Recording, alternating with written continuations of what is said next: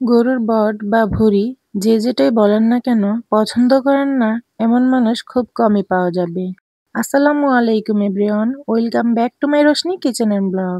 আজ রান্না করে দেখাবো গরুর ভুঁড়ি কিভাবে খুবই মজাদার করে রান্না করা যায়। একদম সহজভাবে ঘরোয়া মশলা দিয়ে রান্না করে দেখাবো। সম্পূর্ণ রেসিপিটি দেখতে থাকুন, আশা করি ভালো লাগবে। আমি এখানে 1 কেজি পরিমাণ গরুর বট নিয়েছি। এই বটটাকে আমি আগেই পানি দিয়ে ধুয়ে নিয়েছি। এখন একটি পাতিলে নিয়ে নিলাম পানি।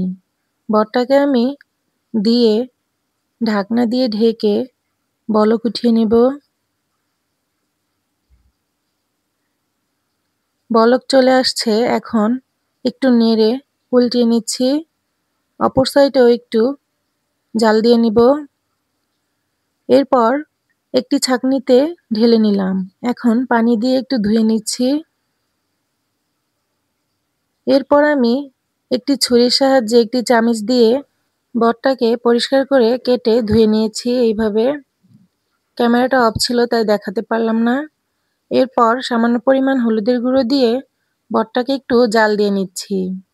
এরপর পানিটা ঝরিয়ে একটি বাটিতে নিয়ে নিলাম। এখন রান্না বসিয়ে দিব। এর জন্য একটি প্যানে দিয়ে দিলাম রান্নার রেগুলার তেল, আর দিয়ে দিলাম 1 কাপ পরিমাণ পেঁয়াজ কুচি। এখন পেঁয়াজটাকে আমি একটু নেড়েচেড়ে ভেজে নিব।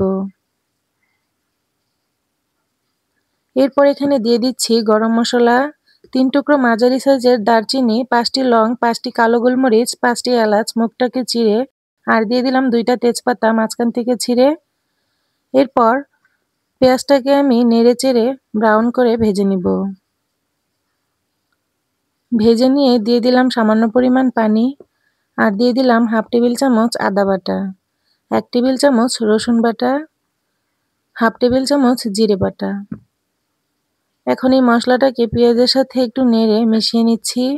এরপর দিয়ে দিলাম স্বাদমতো লবণ 1 টেবিল চামচ, হলুদের গুঁড়ো 1/2 টেবিল চামচ, আর মরিচের গুঁড়ো 1 টেবিল চামচ। ঝালের পরিমাণটা আপনাদের পছন্দ মতো দিয়ে নেবেন।